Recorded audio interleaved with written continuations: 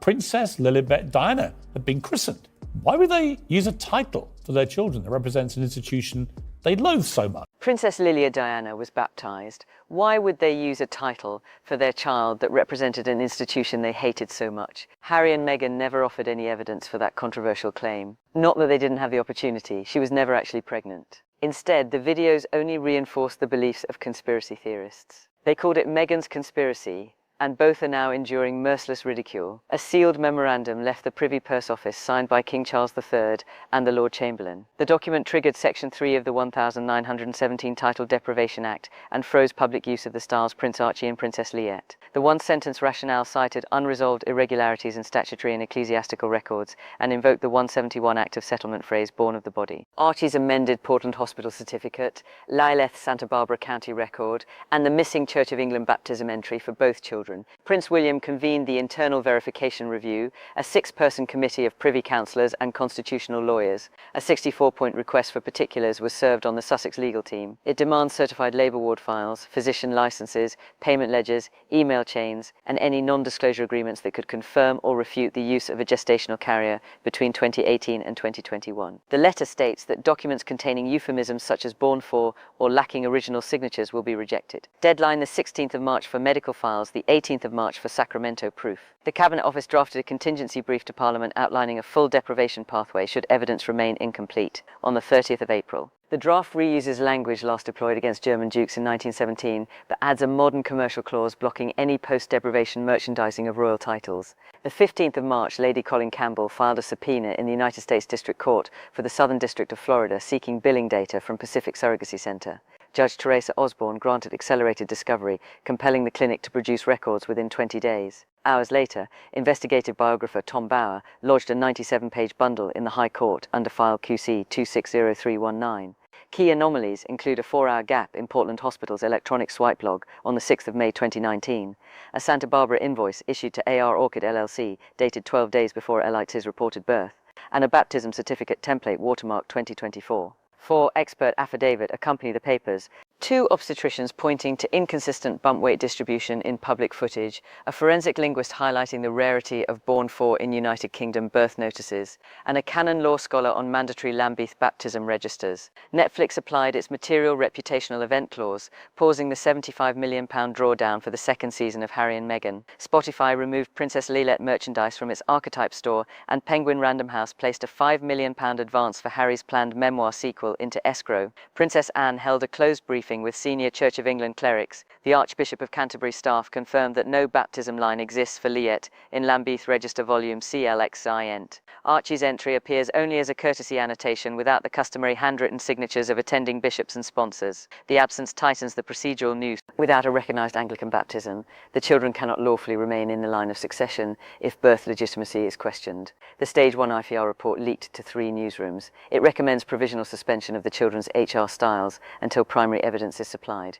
By midday number, Title Truth reached 11 million tweets, and a Snap Savant poll showed 67% of Britain support temporary removal until certified proof. Buckingham Palace released 59 words. Their Majesties reaffirm the constitutional safeguards that protect the Crown. Verification continues. No further comment. Behind the red line, Palace strategists pursue 3 goals. Isolate the controversy as a paperwork dispute. Deny commercial exploitation of a disputed title and position. William rather than the King as public executioner should a future deprivation be required. Montecito's response strategy, confirmed by 2 sources working under codename Heron, rests on delay, deflection and threat. The team cites United States health privacy statutes to stall document release, reframes the inquiry as racialized harassment, and dispatches warning letters to editors repeating the surrogacy allegation. Yet, none of these moves alters the hard calendar. If original signed obstetric charts, neonatal forms and parish register entries do not arrive on the IVR desk by the 30th of April, the Cabinet Office will table the Succession Integrity Bill before the Whitsun recess, codifying a ban on monetising royal styles and activating permanent deprivation under the 1917 framework. Meanwhile, the commercial fallout deepens. Internal Netflix accounting shows that $94 million of the initial series revenue was driven by curiosity around Prince Archie. American Riviera Orchard, Meghan's lifestyle startup launched in February, printed by Princess Lead of Sussex on 12,000 jam labels now stranded at a fulfillment warehouse. Lawyers warned that selling the stock after the RIT may constitute consumer misrepresentation. The crisis has condensed 6 years of tension into 9 feverish days. At its core lies a binary challenge. produce unequivocal born-to-the-body documentation, or watch the 6th and 7th places in the line of succession and the Sussex brand equity built upon them dissolve with one stroke of William's pen.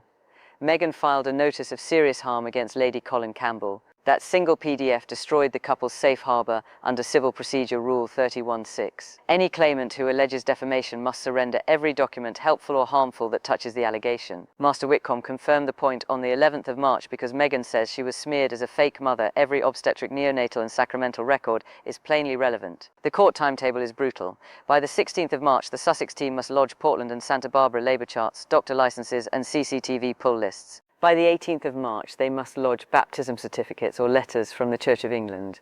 By the 24th of March, they must lodge all emails, invoices and NDAs that refer to surrogacy between 2018 and 2021. Miss any date, and the judge may draw an adverse inference legally, presuming the hidden papers would undermine the Sussex case. Tom Bower's lawyers struck from the flank using 28 U.S.C. Section 1782.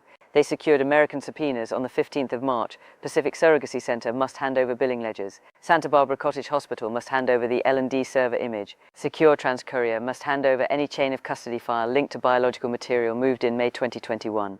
Judge Teresa Osborne ordered compliance by the 24th of March with $25,000 daily fines for lateness. While the evidence clock ticks, the palace has loaded the only weapon it needs, the 1917 Title Deprivation Act. The mechanism is mechanical. First, the Privy Council drafts a report that lists acts or defaults inconsistent with allegiance. William's internal verification review already has a skeleton draft. Second, the King signs an order in Council naming those to be deprived. Third, Parliament is given 40 sitting days. If neither House prays against the order, it becomes law without a vote. Fourth, Garter, King of Arms, erases the offending styles from all precedence rolls.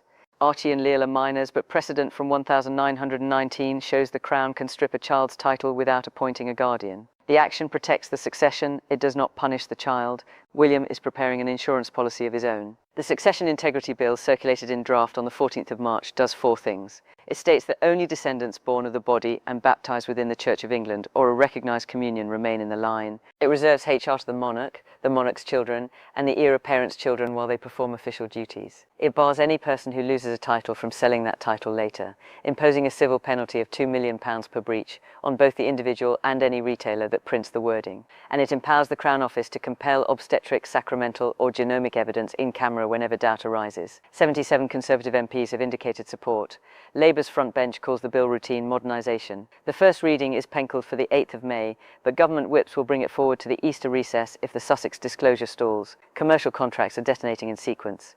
A leaked Netflix term sheet Annex G12 defines a material reputational event as loss or suspension of HR or a place in the succession. When the RIT hit on the 10th of March, the streamer froze the £75 million second season payment and flagged a 50% clawback if a deprivation order lands within 18 months. Spotify deleted Princess Lilibet hoodies on the 17th of March. BetterUp's keynote contract automatically diverts Harry's £250,000 fee to charity if his style changes. Even Meghan's new trademark, Princess Lilibet of Sussex, has hit a wall. The US Patent Office issued a non-final refusal citing questioned legitimacy of the titular component. An internal IVR risk memo leaked on the 19th of March labels 3 paths. Compliance, meaning every original document appears, would restore the titles and resurrect roughly £40 million in contract revenue. Partial compliance, missing signatures, missing registers would freeze HR for 3 years and implode 40% of the Sussex deal sheet. Non-compliance would trigger full deprivation, wipe out 4/5 of existing contracts, and load the couple with clawbacks approaching £100 million. Number 10 wants the palace to solve the matter quietly. Ministers dread a Commons debate littered with moon bump jokes. Yet Tory backbenchers warn that endless doubt hands Republicans live ammunition. Republic UK has already booked 400 digital billboards for Holy Week. Black background, stark white text reading born. Each board linked to a polling QR code. A Savant Flash poll on the 19th of March found 67% of the public favour temporary removal of the titles until proof is lodged. Inside Montecito, liquidity is evaporating.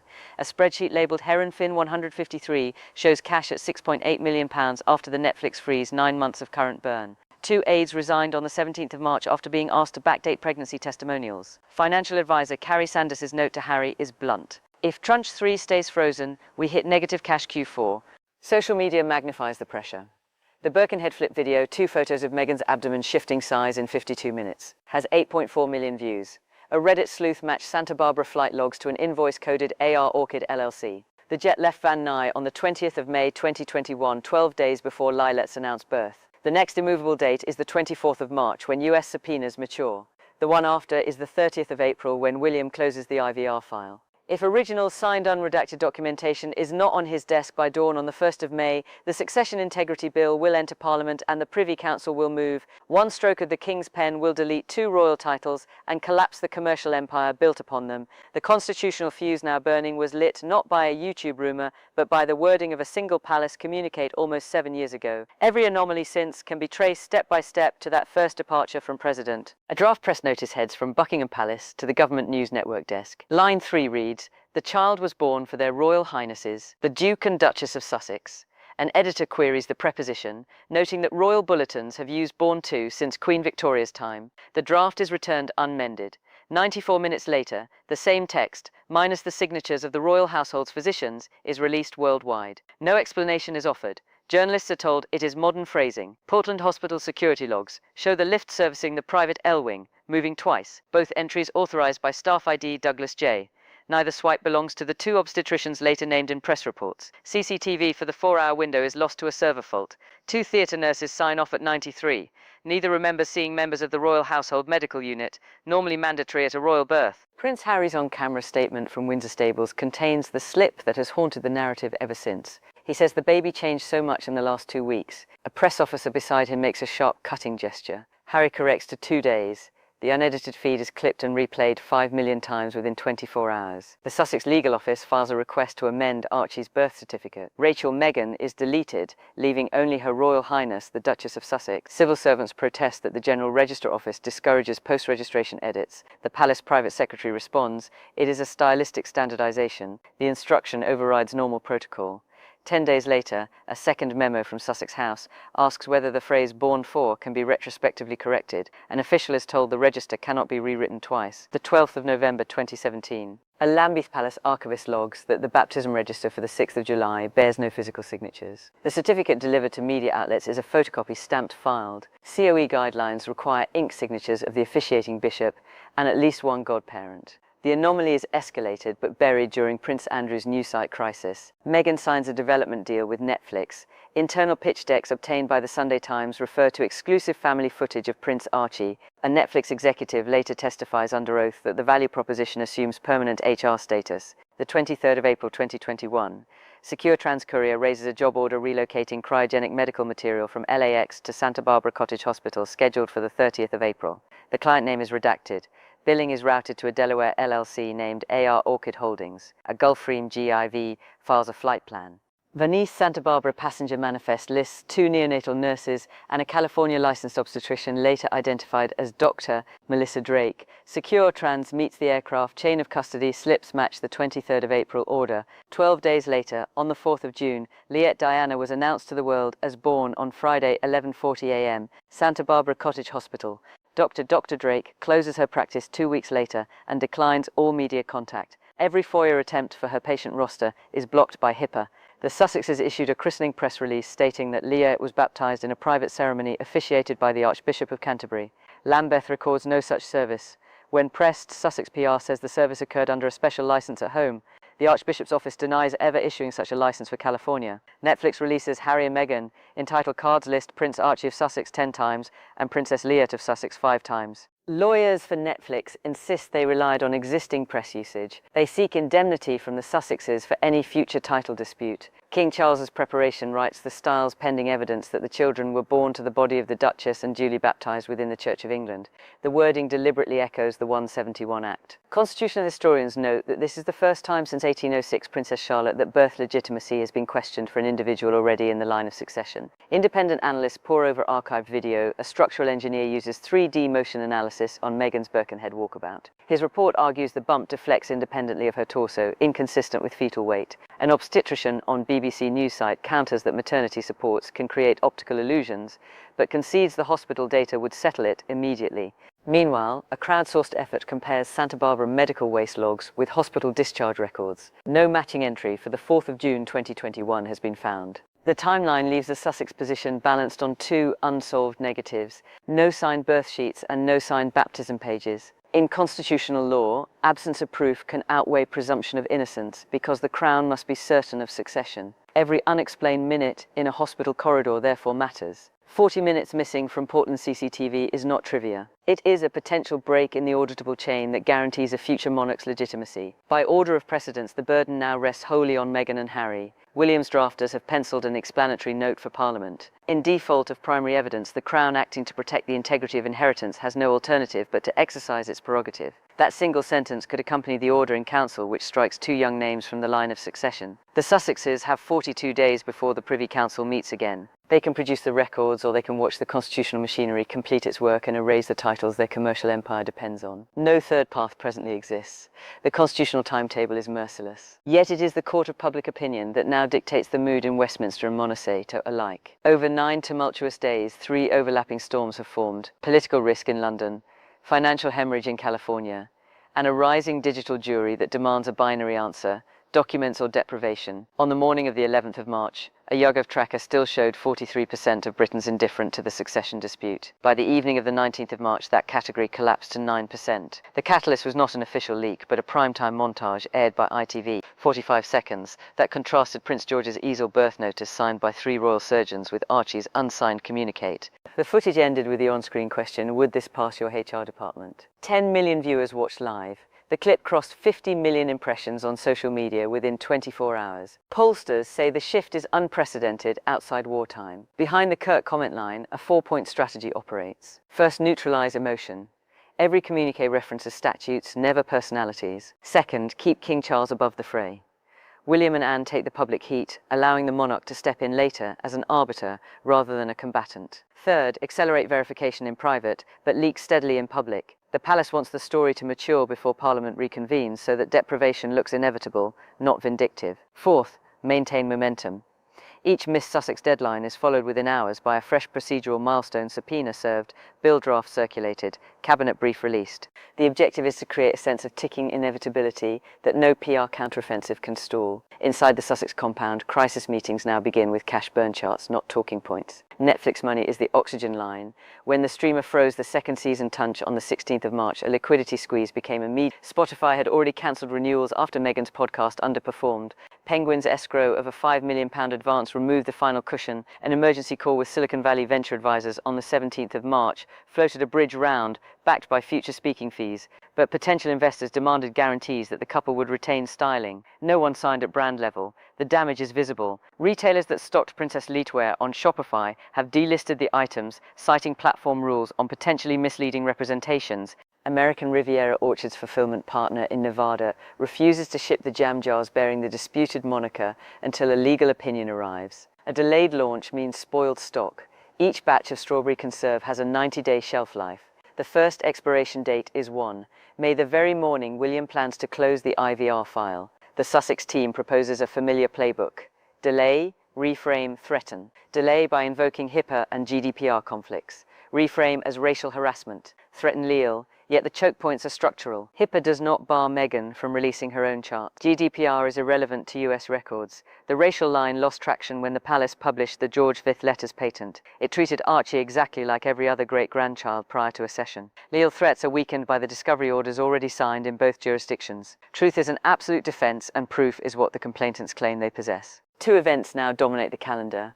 On the 24th of March, US subpoena compliance is due. If Pacific Surrogacy produces a blank file, the High Court will receive that negative. If the file exists, its contents either close the question or explode it. Then comes the 30th of April, the IVR cut-off. Sources close to William insist he will not extend. He wants the matter resolved before trooping the colour so that the summer slate of royal engagements proceeds without the cloud. MPs read polls. Conservative whips report that constituency mail is running 4-1 in favour of suspension. Labour sees no mileage in defending an American-based couple perceived to monetise grievances. The cross-party calculus therefore favours swift legislative housekeeping. Even Republican MPs privately concede. Cleaning the line of succession strengthens, not weakens, their long-term argument by removing easy targets like cash for titles. Lobby journalists note a curious symmetry. In 2020, Harry and Meghan launched their media assault with the language of moral exposure. We must tell our truth. In 2026, the palace is doing exactly the same, but with statutes, ledgers and swabs. Every fresh document either confirms or collapses the Sussex narrative. Each silence is interpreted as confession. Hash warfare is unforgiving. Number born of the body now trends every evening, driven by TikTok explainers that pack centuries of constitutional law into 60 seconds. The most watched clip is 4 million views ahead of the second place. It ends with a simple demand: show the paperwork, keep the prince, hide it, lose him.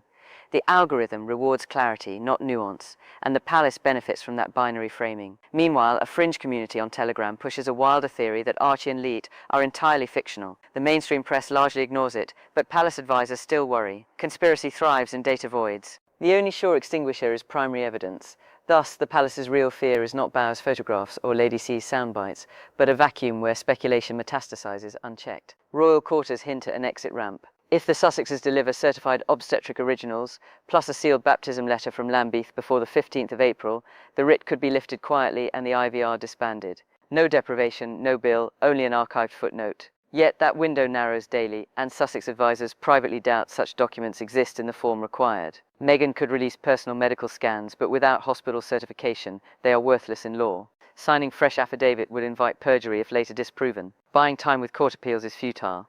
The act of settlement is parliamentary supremacy, not judicial review. Hence a rumour spreads inside Clarence House. William already has the deprivation draft on his desk, unsigned. All that is missing is the final proof of non-compliance or the proof of birth. Either envelope will reach him before summer. One will go straight to the Privy Council. The other will close the folder forever. The choice belongs exclusively to Meghan and Harry. Clock hands are in motion.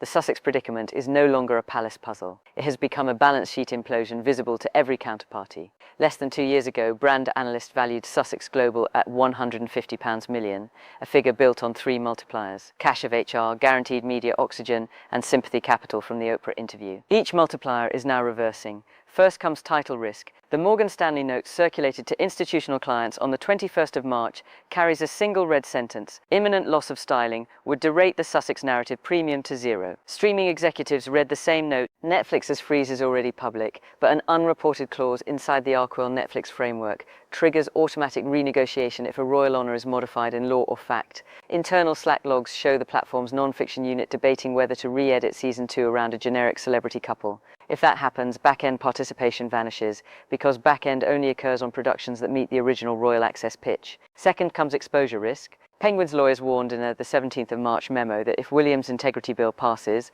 any future Sussex memoir marketed with royal embossing could violate Clause 3 civil penalties. The publisher would bear joint liability. As a hedge, Penguin demanded a delivery outline stripped of royal family references. Harry has not supplied one. Board patience is thin because spare sales plateaued at 4.8 million, 2 million below projection, and foreign language editions underperformed. Third comes sympathy erosion. Poll data released the 22nd of March by Ipsos records a 20-point fall in US. Favorability for Harry and Meghan since the RIT. American daytime television, previously a safe berth, is cooling fast. 2 syndicated talk shows have deferred Sussex slots until the title matter is cleared. Producers fear an audience backlash akin to the Ellen ratings collapse of 2020. Viewers once mobilized by victim narratives now feel misled. Inside Minnesota, the numbers are merciless. Private security costs run $120,000 a month. Property overheads add 5,000 charitable donations, crucial for tax positioning, must average $2 million a year to match previous press releases. Without Netflix Touch 3, the couple need alternative cash by September. Spotify is gone, Penguin is frozen. The newly incorporated American Riviera Orchard depends on lifestyle influencer deals. Yet no premium brand will sign ambassadorships until title clarity returns. A lateral move into US politics floated in gossip columns would fail Federal Election Commission checks if title usage remains contested. Meanwhile, the palace plays silent chess. Every commercial retreat increases pressure on the Sussexes to produce documents. Courtrooms are expensive, but insolvency is fatal. Cordia quietly note the irony. The couple who weaponize public opinion now need the same public to accept archival scans without skepticism. Yet reputational trust once squandered cannot be reacquired on demand. William's office has scheduled no further briefings. The next statement will either confirm receipt of certified proof or announce that the deprivation order has entered the parliamentary clock. No negotiated halfway house exists. The monarchy cannot permit a compromise that would read 5 decades later as a footnote of doubt beside the accession of King George III. Thus, the brand equation resolves to a single conditional: paperwork equals cash. Silence equals collapse. The market, the media, and the public have all taken positions accordingly. The only players without room to hedge are Harry and Meghan themselves.